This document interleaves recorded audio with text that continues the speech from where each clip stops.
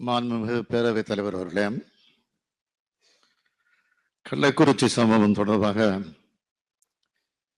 இங்கு பேசிய மாண்புமிகு உறுப்பினர்கள் திரு செல்வ பெருந்தகை, திரு வேல்முருகன், திரு கோகாமணி, திரு ஈஸ்வரன், திரு வி நாகைமாலி, திரு நயனா நாகேந்திரன், திரு வைத்தியலிங்கம், திரு சதன் திருமலைக்குமார், திரு சிந்தனை செல்வன், திரு ராமச்சந்திரன், திரு அப்துல் சமத் ஆகியோர் இப்பொருள் குறித்து தங்கள் கருத்துக்களை பதிவு செய்ததோடு அரசுக்கும் பல ஆக்கப்பூர்வமான கருத்துக்களையும் தெரிவித்தனர். அவர்களுக்கு என்னுடைய நன்றியை நான் தெரிவித்துக் கொள்கிறேன். அரசு நிச்சயமாக அதை கவனத்திலே ஏற்றுக்கொண்டிருக்கிறது. மாண்புமிகு எதிர்க்கட்சி தலைவர் அவர்களும் வெளிநடப்பு செய்யாமல் அவைக்குள் இருந்து தன் கருத்துக்களை பதிவு செய்திருக்கலாம். ஆனால் ஏனோ அதனை செய்யாமல் இது போன்ற ஒரு முக்கியமான பிரச்சனையிலும் அரசியல் காரணங்களுக்காக கட்சியினோடு வெளியே சென்று விட்டார். அவருக்கும் சேர்த்தே நான் பின்வரும் விவரங்களை தங்கள் வாயிலாக இந்த பேரவைக்கு தெரிவிக்க விரும்புகிறேன். மாண்புமிகு பேரவைத் தலைவர் அவர்களே, நேற்றைய முன்தினம், அதாவது கடந்த 19/6/2024 அன்று கள்ளக்குறிச்சி மாவட்டம் கள்ளக்குறிச்சி வட்டத்தில் கருணாபுரத்தை சார்ந்த 47 நபர்கள் மெத்தனால் கலந்த விஷசாராயம் அருந்திய காரணத்தினால் உடல்நிலை கடுமையாக பாதிக்கப்பட்டு உயிரிழந்த மிகவும் துயரமான சம்பவம். அது குறித்து உங்களைப் போலவே நானும் மிகுந்த வேதனையும் வருத்தமும் அடைகிறேன்.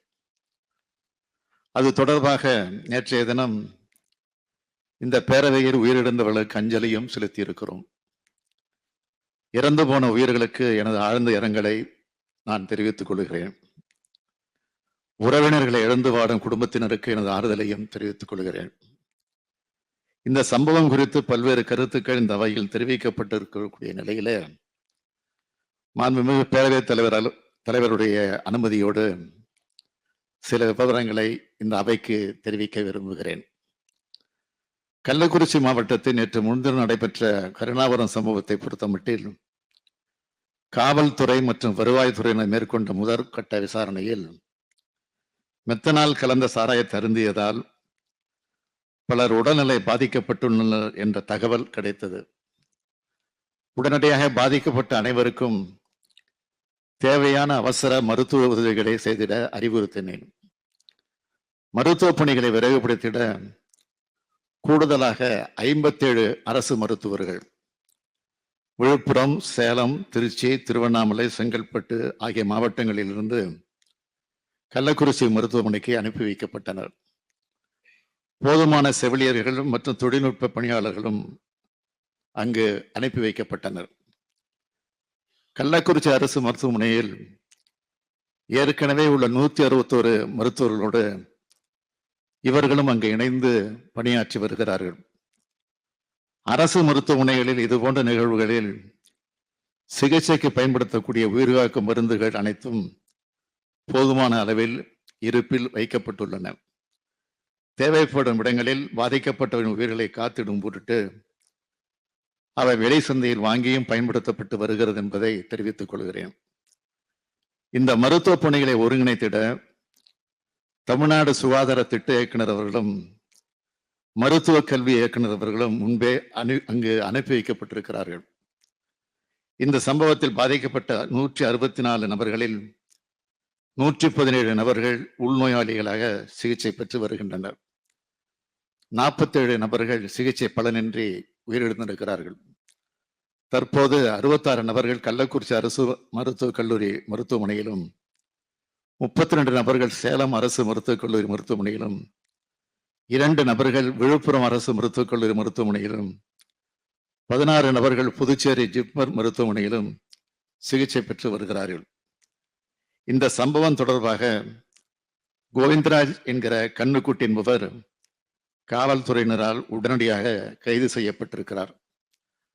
அவரிடமிருந்து 200 லிட்டர் மெத்தனால் சாராயம் கைப்பற்றப்பட்டுள்ள தொடர்புடைய தாமோதரன், மதன், விஜயா, கணவன் பெயர் கோவிந்தராஜ் ஆகிய 3 நபர்களும் கைது செய்யப்பட்டிருக்கிறார்கள். புதுச்சேரியிலிருந்து மெத்தனால் கொண்டு வரப்பட்டுள்ளதும் கண்டுபிடிக்கப்பட்டுள்ளது. இவர்களோடு தொடர்புடையவர்கள் யாராக இருந்தாலும் அவர்களையும் பிடித்து சட்டத்தின் முன் நிறுத்துவோம் என்பதை இந்த பேரவைக்கு நான் தெரிவித்துக் கொள்கிறேன். இந்த சம்பவம் பற்றிய தகவல் எனக்கு தெரிந்தவுடன் கள்ளக்குறிச்சி மாவட்டத்தின் பொறுப்பு அமைச்சரான மாண்புமிகு திரு ஏவா வேலு மற்றும் மருத்துவம் மற்றும் மக்கள் நல்வாழ்வுத்துறை அமைச்சர் திரு மா சுப்பிரமணியம் ஆகியோரை உடனடியாக கள்ளக்குறிச்சி கல்லூரி மருத்துவமனைக்கு சென்று சிகிச்சை பெற்று வரும் நபர்களுக்கு தேவையான அனைத்து உதவிகளையும் செய்வதற்கு உத்தரவிட்டேன். அவர்களும் 19ஆம் தேதி இரவே அங்கு நேரில் சென்று அந்த பணிகளை மேற்கொண்டனர். இது தொடர்பாக 20ஆம் தேதி காலையிலே ஆய்வுக் கூட்டத்தை உயர் அதிகாரிகளோடு நடத்தினேன். அதனை அடுத்து அமைச்சர்கள் ஏவா வேலு, உதயநிதி, மா சுப்பிரமணியன் ஆகிய 3வரையும் மீண்டும் கள்ளக்குறிச்சிக்கு அனுப்பி வைத்தேன். அவர்களும் கள்ளக்குறிச்சிக்கு சென்று பாதிக்கப்பட்ட மக்களை சந்தித்து ஆறுதல் தெரிவித்து அரசு அறிவித்த தலா 10 லட்சம் ரூபாய் நிவாரண உதவியை வழங்கினார்கள். மருத்துவமனையில் சிகிச்சை பெற்று வருபவர்களுக்கு 50,000 ரூபாய் வழங்கப்பட உள்ளது. அமைச்சர்கள் மட்டுமில்லாமல் உள்துறை செயலாளரையும் டிஜிபியையும் நேரில் செல்ல உத்தரவிட்டிருந்தேன். அவர்களை 2 நாளில் விசாரணை அறிக்கையை கொடுக்க சொல்லியிருக்கிறேன். அந்த அறிக்கை கிடைத்ததும் அதன் மீதான நடவடிக்கைகளை துரிதப்படுத்துவேன் என உறுதி அளிக்கிறேன். நம் அனைவருக்கும் வார்த்தைகளால் விவரிக்க முடியாத அளவிற்கு வேதனையை அளித்துள்ள இந்த துயர சம்பவத்திற்கு பொறுப்பாளர்கள் மீது உரிய நடவடிக்கை மேற்கொள்ளப்பட்டு வருகிறது என்பதை தாங்கள் நன்கு அறிவீர்கள். இதன் முதற்கட்டமாக கள்ளக்குறிச்சி மாவட்ட ஆட்சியர் உடனடியாக பணியிட மாற்றம் செய்யப்பட்டார். கள்ளக்குறிச்சி மாவட்ட காவல் கண்காணிப்பாளர் தற்காலிக பணியிட நீக்கம் செய்யப்பட்டார். மதுவிலக்கு அமலாக்க பிரிவை சார்ந்த காவல்துறை கண்காணிப்பாளர், கள்ளக்குறிச்சி மதுவிலக்கு அமலாக்க பிரிவு காவல்நிலை ஆய்வாளர், திருக்கோவிலூர் மதுவிலக்கு அமலாக்க பிரிவு காவல்நிலை ஆய்வாளர், திருக்கோவிலூர் உதவி காவல் ஆய்வாளர், திருக்கோவிலூர் சட்டம் ஒழுங்கு காவல்நிலை ஆய்வாளர், உதவி ஆய்வாளர், காவல்நிலை எழுத்தர், சிறப்பு காவல் உதவி ஆய்வாளர், திருக்கோவிலூர் காவல் நிலைய துணை கண்காணிப்பாளர் ஆகியோரும் தற்காலிக பணியிட நீக்கம் செய்யப்பட்டனர். மதுவிலக்கு அமலாக்க பிரிவு கூடுதல் தலைமை இயக்குனர் மற்றும் மதுவிலக்கு அமலாக்க பிரிவு காவல் கண்காணிப்பாளர் ஆகியோர் மாற்றப்பட்டு காத்திருப்போர் பட்டியலில் வைக்கப்பட்டுள்ளனர். இந்த சம்பவம் குறித்து தீர விசாரிக்கவும் அதன் அடிப்படையில் சட்ட ரீதியான நடவடிக்கை மேற்கொள்ளவும் இந்த வழக்கினை உடனடியாக சிபிசிஐடி வசம் ஒப்படைக்க உத்தரவிட்டேன். அதனைத் தொடர்ந்து சிபிசிஐடியும் ஐஜியும் நேரில் சென்று விசாரணையை தொடங்கி இருக்கிறார்கள். எதிர்கால சமுதாயத்தை மிக மோசமான வகையில் பாதிக்கும் போதைப் பொருட்களை எந்த வகையிலும் அனுமதிக்க இயலாது என்ற அடிப்படையில் இவற்றை விற்பனை செய்பவர்கள் மீது சட்ட ரீதியாக எடுக்க வேண்டிய அனைத்து நடவடிக்கைகளையும் நாங்கள் தீவிரமாக எடுத்து வருகிறோம். தொடர் நடவடிக்கை குறித்து இங்கு அனைவரும் பேசினீர்கள். கடந்த ஆண்டு மே மாதம் நடைபெற்ற இதே போன்ற சம்பவம் தொடர்பான வழக்கினை இந்த அரசு சிபிசிஐயிடம் ஒப்படைத்தது. அந்த வழக்கு 2 மாவட்டங்கள் தொடர்புடையது. அதில் விழுப்புரம் வழக்கினை பொறுத்தவரையில் 21 குற்றவாளிகள் கைது செய்யப்பட்டனர். 8 குற்றவாளிகள் குண்டர் தடுப்பு சட்டத்தில் சிறையில் அடைக்கப்பட்டுள்ளனர். காவல்துறை அலுவலர்கள் 16 பேர் மீது ஒழுங்கு நடவடிக்கை எடுக்கப்பட்டுள்ளது. அந்த வழக்கில் கள்ளசாராயம் தயாரிக்க மெத்தனால் ஆந்திர மாநிலத்திலிருந்து கொண்டு வரப்பட்டது விசாரணையில் தெரிய வந்தது. இந்த வழக்கு விசாரணை முடிக்கப்பட்டு விழுப்புரம் நீதிமன்றத்தில் இறுதி அறிக்கை தாக்கல் செய்யப்பட்டுள்ளது. செங்கல்பட்டு மாவட்ட வழக்கினை பொறுத்தவரையில் 6 வழக்குகள் பதியப்பட்டு விசாரணை மேற்கொள்ளப்பட்டதில்லை. 9 குற்றவாளிகள் கைது செய்யப்பட்டனர். அவர்களுள் 5 நபர்கள் குண்டர் தடுப்பு சட்டத்தில் சிறையில் அடைக்கப்பட்டுள்ளனர். 6 காவல்துறை அலுவலர்கள் சஸ்பெண்ட் செய்யப்பட்டார்கள். இந்த வழக்கின் விசாரணை இறுதி கட்டத்தை எட்டியுள்ளது. தமிழ்நாடு அரசு இதில் சிறப்பு கவனம் செலுத்தி கள்ளச்சாராயம் காய்ச்சுதல் மற்றும் விற்பனை செய்தல், போலி மதுபானங்கள் கடத்துவது மற்றும் விற்பனை செய்வது போன்ற குற்ற செயல்கள் நடைபெறா வண்ணம் தீவிர தடுப்பு நடவடிக்கைகளை மேற்கொண்டுள்ளது. அவற்றை பட்டியலிட்டு சொல்ல விரும்புகிறேன். கள்ளச்சாராயம் காய்ச்சுவதை தடுக்க மாவட்ட பிரிவு மற்றும் வருவாய்த்துறையினரால் அடிக்கடி சிறப்பு சோதனைகள் நடத்தப்படுகின்றன. நமது அரசு பொறுப்பேற்றதிலிருந்து இதுவரை கள்ளச்சாராயம் காய்ச்சுவர்கள் மீது 4,63,710 வழக்குகள் பதிவு செய்யப்பட்டு 4,61,084 பேர் கைது செய்யப்பட்டனர். இந்த அரசு பொறுப்பேற்றதிலிருந்து இதுவரை 565 பேர் குண்டர் தடுப்பு சட்டத்தின் கீழ் கைது செய்யப்பட்டிருக்கிறார்கள். 16,51,633 லிட்டர் கள்ளச்சாராயம் கைப்பற்றப்பட்டு அழிக்கப்பட்டுள்ளது. 1,42,019 எரிசாராயம் கைப்பற்றப்பட்டு அகற்றப்பட்டுள்ளது.